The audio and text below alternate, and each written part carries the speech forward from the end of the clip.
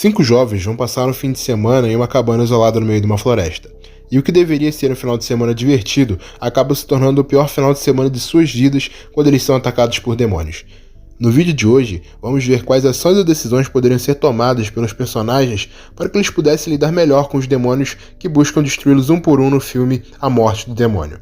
Se você já gosta desse tipo de vídeo, peço que deixe o like, se inscreva no canal ativando o sininho para receber notificação sempre que forem lançados vídeos novos.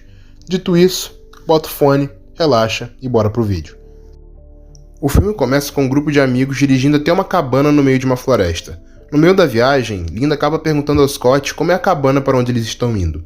Scott diz que é uma cabana acabada e que por isso ele pagou tão pouco para que eles pudessem ficar lá. Enquanto eles viajam até esse local, eles passam por uma placa que diz: "Ponte perigosa, o risco é seu." E adivinham o que eles fazem? Exatamente, eles ignoram completamente o aviso da placa e seguem por esse caminho mesmo. O resultado disso é que o carro quase caiu no rio. Se eu fosse eles, eu teria escolhido outro lugar, um lugar com o mínimo de segurança se possível, porque aqui, nesse cenário, eles não têm nenhuma. Depois de todos chegarem e já estarem estabilizados na cabana, a Cheryl resolve ter um momento sozinha. E é aí que ela começa a desenhar. E enquanto ela desenha, ela começa a experimentar e presenciar uns eventos bem bizarros. As mãos dela começam a desenhar sozinhas, sem que ela consiga parar ou mostrar qualquer tipo de controle sobre elas. Além disso, ela também viu a porta que dava para uma espécie de porão batendo com alguns barulhos bem estranhos. Ok, isso daqui já é motivo suficiente para ela ligar o sinal de alerta. Seria até normal ela não ficar tão assustada se ela só tivesse visto alguma coisa. O problema é que ela não só viu, como escutou e experimentou em primeira mão esses eventos. Então ela deveria ter corrido imediatamente até seus amigos e dito para eles tudo o que aconteceu com ela. Provavelmente eles pensariam que ela é maluca ou algo do tipo, mas que se dane. Se eu fosse ela, eu faria de tudo para sair daquele local depois do que aconteceu. E o que acontece? A Cheryl simplesmente desce para jantar com seus amigos como se nada tivesse acontecido. Ela deve ter pensado que aquilo ali foi coisa da cabeça dela ou algo do tipo. Enquanto eles estão comendo, acontece outra coisa bem bizarra para falar a verdade. A porta que dá para o porão abre do nada, assustando a todos, que param automaticamente o que estão fazendo e vão até lá para ver o que havia acontecido. Se a Cheryl pensava que havia sido coisa da cabeça dela, agora ela deveria ter certeza de que algo muito bizarro estava acontecendo naquela casa, e que eles deveriam sair dali imediatamente. Mas não, a Cheryl não conta nada para seus amigos e o Scott ainda faz o favor de descer naquele porão desarmado sem ter nada consigo. Esse cara é um idiota. Eles nem conhecem aquele local direito, nem sabem o que poderia ter ali dentro, e mesmo assim ele desce lá só com uma lanterna na mão. Mesmo que não fosse algum espírito ou algo do tipo, ainda poderia ser um humano ou algum animal. De qualquer forma, o cara desce completamente desarmado em uma casa que ele não sabe absolutamente nada. Depois de ter passado alguns minutos, o Scott não volta. Ash e seus amigos começam a chamá-lo, e nada dele responder. E assim como seu amigo burro, o Ash também desce desarmado, mesmo depois do seu amigo ter descido até lá e não ter dado mais sinal de vida. Ô povinho burro, Jesus Cristo. Enfim, no fim não aconteceu nada demais com o Scott. O maluco só estava relembrando seus tempos de criança e aproveitando todo aquele cenário bizarro para assustar seu amigo. Brincadeiras como, por exemplo, pôr um rifle apontado para a cara do seu amigo. Com um amigo desses, eu acho que ninguém precisa de inimigo. Chegando lá, eles encontram outras bizarrices como livros, bonecos e outras coisas com cara de caveira e demônios entalhados. Enfim, depois de saírem do porão com algumas das coisas que eles acharam lá embaixo, eles se reúnem na sala para escutar o gravador que eles haviam encontrado. A gravação é de um homem que havia saído da cidade para concluir suas pesquisas em paz. Na gravação, o homem diz que encontrou um livro de práticas de magia suméria. Até aqui nada demais, era só mais um pesquisador anotando suas descobertas, mas no meio da gravação o negócio começa a ficar sinistro. O pesquisador diz que o livro que eles haviam encontrado era feito de pele e sangue humano. Nessa parte aqui, meu amigo, eu já teria parado a gravação ali mesmo e guardado aquele livro onde ele estava. Mas nossos amigos são bem corajosos e continuam escutando o que aquele cara tinha a dizer. O pesquisador continua e diz que o livro continha rituais de ressurreição de demônios e forças ocultas. Quando ele está prestes a dizer as palavras proibidas, a Cheryl finalmente faz algo útil e desliga o gravador. O problema é que o Scott não liga muito para aquilo, e liga novamente. Nesse tempo, o pesquisador recita o livro e invoca os demônios. Depois de terem liberado um demônio sem nem sequer saberem disso, cada um vai para o seu cômodo e conversar ou se preparar para dormir. Enquanto isso, o demônio passeia ao redor da cabana até que ele encontre o quarto da Cheryl e começa a chamá-la para se juntar a eles. A idiota da Cheryl sai para fora da cabana para ver o que tinha ali. Como se já não bastasse ela ter saído para fora do quarto, ela ainda caminha para dentro da floresta. E não podia acontecer outra coisa, né? Ao chegar no meio da floresta, ela é atacada pela própria floresta, com cipós e tudo mais. Ela chega a ficar presa, mas milagrosamente consegue escapar e voltar para a cabana. A Cheryl quase foi morta aqui pelo simples fato de ser muito burra. As experiências que ela teve ainda no início do filme, somado com o que foi relatado na gravação, ela deveria ser a pessoa mais precavida entre eles.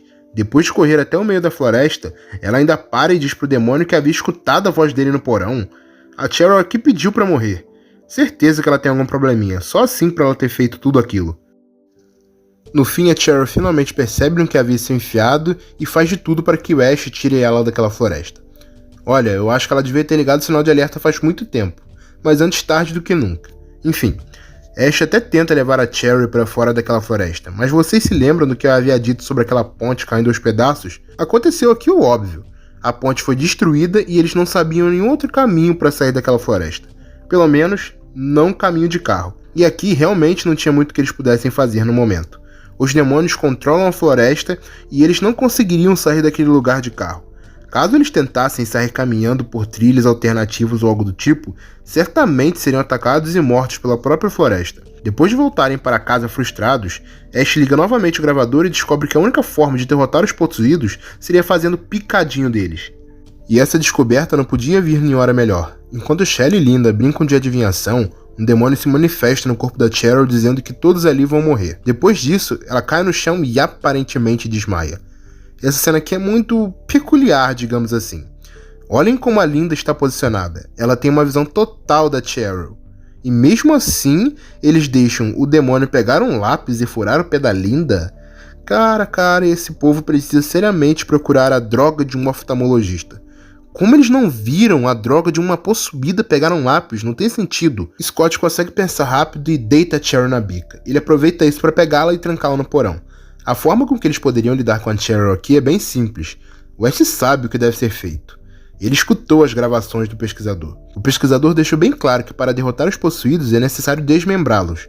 A questão é que ninguém ali teria estômago ou coragem de fazer aquilo, porque no fim de tudo ainda era o corpo da Cheryl. Então trancá-la foi a melhor opção mesmo. Depois de tudo isso, o Ash bota a Linda na cama e Scott diz para Shelly ir para a cama também. Shelly vai para o quarto, mas fica botando carão na janela para ver o que tinha lá fora. E nesse momento não deu outra coisa. O demônio aproveita essa brecha e faz mais uma vítima. Eu acho que separá-los em cômodos foi a pior escolha possível. A Cheryl foi atacada justamente quando estava sozinha. Tá bom que a Cheryl foi burra pra caramba nesse cenário, mas de qualquer forma, esse pessoal deveria ter o mínimo de senso e ficar junto. Mantê-los separados seria a melhor forma do demônio pegá-los um por um. Basta se lembrar que alguns minutos atrás o demônio havia dito que um por um eles iriam morrer. Então era raciocínio básico nessa situação. Depois da Shelly gritar enquanto é atacada, Scott sai para ver o que havia acontecido. É então que ele começa a procurar a Shelly na cabana e acaba sendo atacada de surpresa pela própria Shelly, que assim como a Cheryl havia sido possuída. Depois de muita pancadaria, sangue e mais pancadaria, Scott consegue dar um cabo da Shelly. Ele faz exatamente o que o pesquisador havia dito nas gravações. Pelo visto, o Scott não era só mais um idiota que queria parecer legal na frente dos outros. O cara realmente age. Não se pode elogiar muito esses personagens de filmes de terror e horror, não. Depois de enterrarem o demônio, Scott decide que vai embora daquele lugar. Uma escolha muito burra naquele cenário. Agora que ficou comprovado que esses bichos são reais, eles deveriam levar a sério tudo o que a Cheryl havia dito para eles anteriormente. A Cheryl, ainda no início do filme, diz para todos que ela foi atacada pela floresta, mas naquele momento todos a trataram como louca. O Scott vaza e deixa o Ash sozinho com a Linda machucada e com a Cheryl possuída. Mais uma vez, que amigo, hein? Enfim, quando Ash vai olhar o ferimento da Linda, ele percebe que ela também havia sido infectada e cai para trás de susto. Quando do nada o Scott aparece na porta da cabana todo quebrado. O engraçado de toda essa cena é que o Ash abaixa completamente a guarda dele, sendo que a Linda estava possuída e completamente livre para fazer o que quiser. Eu sinceramente não sei porque eles não foram atacados aqui. O Ash é inocente ao ponto de ser completamente enganado pelos demônios. Os demônios fingem ter deixado o corpo das pessoas e o idiota do Ash cai no truque assim sem mais nem menos. Quando ele vai tirar sua irmã do porão, ele é atacado de novo e quase perde uma parte do rosto. Depois de ficar irritado, ele pega a Linda e leva ela para fora da cabana e deixa ela lá, mas isso aqui não tem muito sentido. Tem uma cacetada de janela quebrada naquela cabana, que poderiam ser utilizadas para entrar ali por qualquer um. Ele ter feito aquilo ali não mudou em nada. Enfim, enquanto ele cuida do Scott, Linda volta para dentro da cabana e ataca o Ash.